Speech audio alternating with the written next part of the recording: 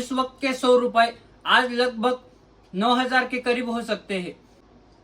Freebies भी इसमें बहुत इन्फ्लुएंस करती है कि महाराष्ट्र की लाड़की बहन योजना स्कैम्स भी बड़ा रोल प्ले करते हैं। फिर में आम आदमी ही पिसता है। स्वागत है आपका हमारे इस नए वीडियो में, जिसका टॉपिक है इन्फ्लेशन।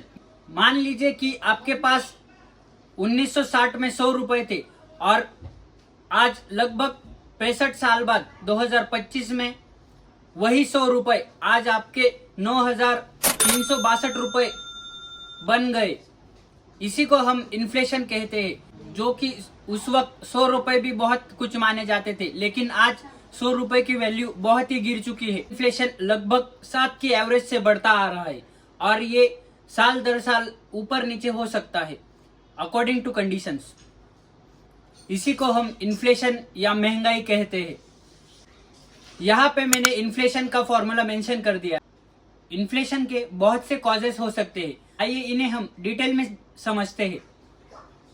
पहला है फूड इन्फ्लेशन। फूड इन्फ्लेशन होने का मुख्य कारण यही है कि जैसे कि रोजमर्रा की चीजें या सब्जियां जैसे कि दाल, टमाटर, आलू, इनके भाव अचानक से ही आसमान छूने लगे। सप्लाई कम होने की वजह से और डिमांड ज्यादा होने की वजह से इनकी प्राइजेस आसमान छूने लगती है। एक हिस्से में कम मॉनसून या कम बारिश होने के कारण वहाँ की सब्जियों की प्राइजेस बढ़ सकती है। इसे हम फूड इन्फ्लेशन कहते हैं और ये बहुत ही कॉमन इन्फ्लेशन माना जाता है। दिन प्रतिदिन लोगों की पॉपुलेशन बढ़ने के कारण डिमांड ज्यादा होने की वजह से सप्लाई की कमी, इसी के कारण फूड इन्फ्लेशन कॉज करता है। दूसरा है फ्यूल इन्फ्लेशन। जैसे कि इंडिया बड़ी कंट्री होने के कारण ये अपनी फ्यूल जैसे कि एलपीजी, डीजल, पेट्रोल जैसे कि फ्यूल्स वो बाहरी कंट्री से इंपोर्ट करती है और 80% फ्यूल बाहर से इंपोर्ट करना पड़ता है। इसी के कारण टैक्सेस बढ़ जाते हैं और फ्यूल की प्राइसेस बढ़ जाती है। ये दिन प्रतिदिन अलग अलग हो सकती है। जैसे कि यूक्रेन रशिया वॉर और ईरान इजराइल वॉर में हमने देखा कि फ्यूल की प्राइसेस आसमान छूने लगी थी, क्योंकि बाहर के देश में वॉर जैसी सिचुएशन होने के कारण फ्यूल की प्राइसेस आसमान छूने लगती है। ये ट्रेंड हमने हर बार देखा है। तीसरा है कोर इन्फ्लेशन। ये इन्फ्लेशन हेल्थ केयर सर्विसेज और मैन्युफैक्चरिंग और एजुकेशन से अफेक्ट होता है। जैसे कि अगर एजुकेशन की प्राइसेस ज्यादा हो जाएंगी या हेल्थ केयर की प्राइसेस ज्यादा हो जाएंगी तो कॉमन मैन पर सारा बर्डन आ जाएगा। इसी के कारण ये बहुत महत्वपूर्ण इन्फ्लेशन माना जाता है और कोई आदमी एजुकेशन या हेल्थ केयर से बच नहीं सकता। ये मैंडेटरी होता है। इसी के कारण ये इन्फ्लेशन कॉमन मैन को भुगतना ही पड़ता है। चौथा इन्फ्लेशन है मॉनेटरी फैक्टर्स। हम इसे ऐसे समझ सकते हैं कि आरबीआई ने अचानक से ही ज्यादा नोट छाप दी या अचानक से ही मनी का सप्लाई बढ़ा दिया। ये एक मुख्य कारण है। और दूसरा कारण, अगर गवर्नमेंट्स की स्पेंडिंग्स बढ़ गई, जैसे कि उनकी बहुत सी अलग अलग योजनाओं पर ज्यादा खर्चा होने लगा, इसी के कारण भी इन्फ्लेशन हो सकता है। और गवर्नमेंट की अलग अलग योजना और फ्रीबीज के चक्कर में इन्फ्लेशन बढ़ सकता है। फ्रीबीज का एक अच्छा उदाहरण महाराष्ट्र में देखा गया। महाराष्ट्र की लाड़की बहन योजना, जो कि रिसेंटली बहुत ही पॉपुलर हो गई महाराष्ट्र में, और मध्य प्रदेश की भी मेरी लाडली बहना, ये योजनाएं बहुत ही पॉपुलर हो गई कुछ ही समय में।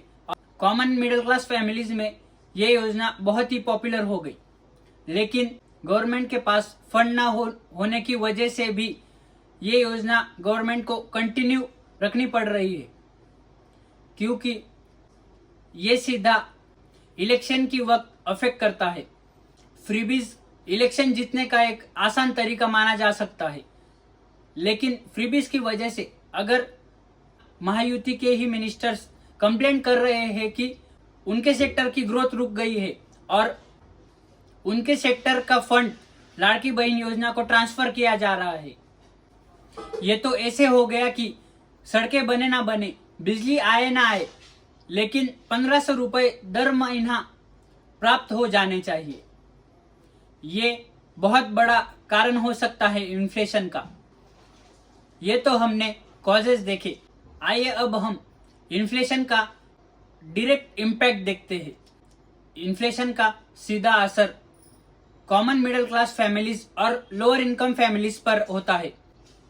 इंडिया में मेजॉरिटी ऑफ फैमिलीज अपनी majority of income education, food और कॉमन चीज़ों पर करती है, जिससे कि सेविंग नहीं हो पाती। इन्फ्लेशन की वजह से सेविंग रुक जाती है और कॉमन मैन 1 रुपये भी नहीं सेव कर पाता इन्फ्लेशन के कारण। इसी के कारण कार लोन, होम लोन देने की क्षमता कॉमन मैन की कम हो जाती है और लोन्स भी बहुत कॉस्टलियर हो जाते हैं।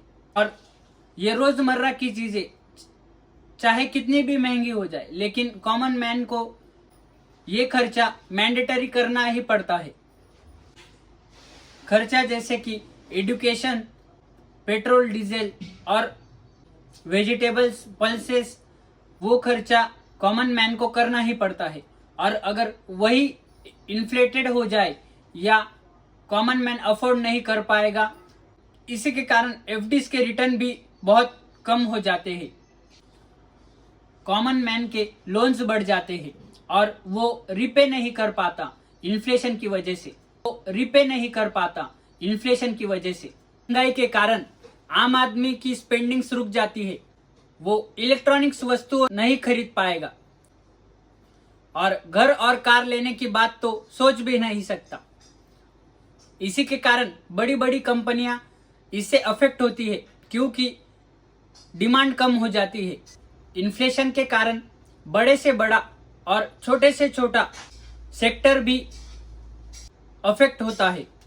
बिजनेस पर भी बड़ा असर होता है, जैसे कि रॉ मटेरियल्स की कॉस्ट बढ़ जाती है। इसी के कारण प्रोडक्शन कॉस्ट भी बढ़ानी पड़ती है।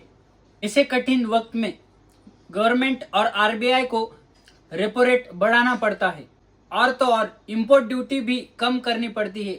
इन्हीं कुछ कारणों की वजह से आम आदमी को थोड़ी राहत मिलती है। कठिन स्थितियों में गवर्नमेंट एग्रीकल्चर रिफॉर्म्स ला सकती है, जिसकी वजह से प्राइजेस स्टेबलाइज हो सके और आम आदमी के घर का बजट ना अफेक्ट हो।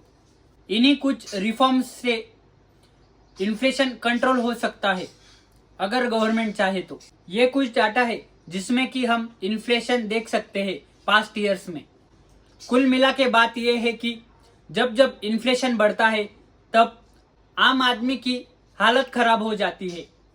और अगर गवर्नमेंट ने कुछ रिफॉर्म्स और रेट कट्स नहीं किए तो देश पर भी संकट आ सकता है। ये थे कुछ इन्फ्लेशन के कारण और उनके सॉल्यूशंस, जिससे कि हम इन्फ्लेशन से लड़ सके और महंगाई की मार से बच सके। तो दोस्तों, उम्मीद करता हूँ कि आपको इस वीडियो से कुछ अच्छा और इंफॉर्मेटिव सीखने को मिला होगा। और मिलते हैं अगले ही किसी इंफॉर्मेटिव कंटेंट के साथ। तब तक के लिए जय हिंद।